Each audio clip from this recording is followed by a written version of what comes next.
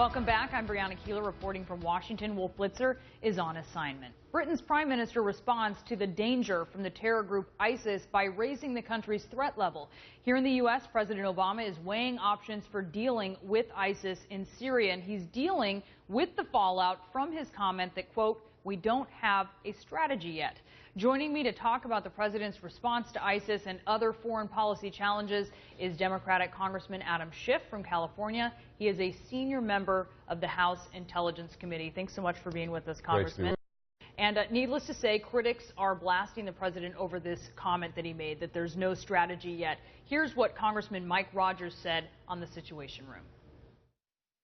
This is not like this happened last week or a few days ago. They went across that berm in full force around June of this year, and we knew it was a problem before June. Even the president said he was talking about this to Iraqi officials over a year ago. This is so frustrating that with all of this going on, with certainly all the intelligence showing us the problems that are there, the president says, "I want a strategy how to deal with this by the end of the week." It just tells you that they apparently were not taking this seriously for some length of time. Congressman, can you respond to that? I mean, is that fair criticism of President Obama? I don't think so, but you could tell people were going to pounce on that comment, and they did. But the reality is the administration has a broad strategy for dealing with ISIS that involves closing the Turkish border, drying up funding, the military strikes in Iraq, changing the government in Baghdad. There are pieces that need to be filled in, and the Syria piece still needs to be filled in, principally because it's such a mess in Syria.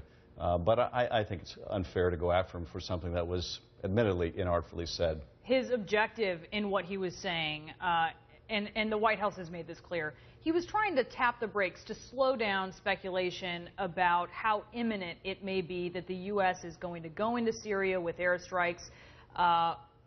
Do you think he should have been trying to do that? Yes, I think it was very important for him to slow those expectations. So, once he asked the military planners, some of whom are trying to make the case for strikes, what would we achieve? What would we accomplish? Tell me, what would we even strike? Some will take that and say, okay, he's asking for a target list, and that means he's going forward. It was clearly, I think, his desire really to see if they can make the case, and I don't think the case is made. We don't have the same capabilities on the ground in Syria like we do in Iraq. And if we were to strike from the air in Syria, we have to ask ourselves, if we displace ISIS from some part of Syria like we did around the Mosul Dam, who takes over that ground? Al-Nusra, is that what we want, the official al-Qaeda affiliate? Is it Assad's forces? Is it Hezbollah? What are we accomplishing? Unless you can answer those questions, and I don't think our military yet has good answers, I'm glad the president hit the pause button. But Americans want leadership. They want a sense that for what is obviously a very complicated situation that many people don't even understand the nuances of, they want to know that someone else does, that there is a plan. How important is that? And how much damage did the president do by saying that there is no strategy in his effort to try to say, don't worry, we're not going there yet? I think it's very important for the country to have the sense that there's a vision for how this ends, and how it ends well. And that's been a real struggle in Syria. It's easier to see in Iraq, although it's difficult to accomplish, how a different government in Baghdad that brings the Sunnis in, peels them away from ISIS, could succeed in Iraq. Well, what do you do about this toxic brew in Syria? I think actually the solution in Syria may look a lot like it is shaping up in Iraq, and that is there's increasing dissatisfaction with the Assad government, even by Assad's allies, even by the Alawites. And there may be the same opportunity for a regional international coalition to usher him out and bring about some coalition of the Alawites, Sunnis, Kurds, Christians, and others in Syria that can be a substitute or replacement for displacing ISIS. Do you think that's going to happen in any type of expedient way? I mean, this has been going on for years now. Well, that's a long-term prospect. But I think in the near term, we need to send a message to those surrounding Bashar Assad that we need to find an alternative to him. And that means, Iran can play an important role, in Saudi Arabia and Jordan and Qatar and Turkey, much in the same way that we were strategically at least on the same page with Iran and pushing Nouri al-Maliki out. We can find allies to usher out a different, regime.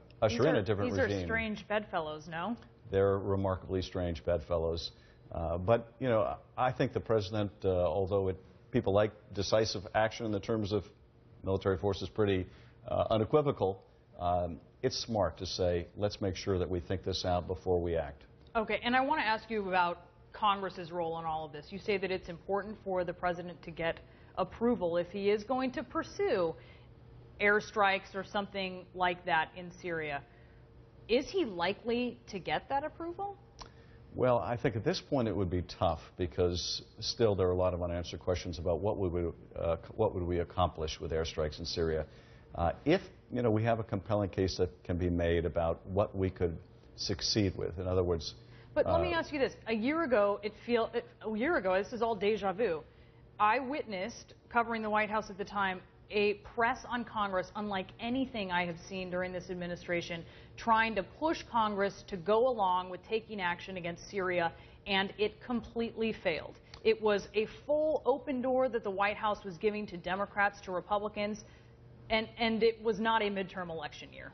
Well, I think the problem there was that it's not all about making the case to Congress. It's also about making the case to the American people. And in that case, the case had not been made to the American people.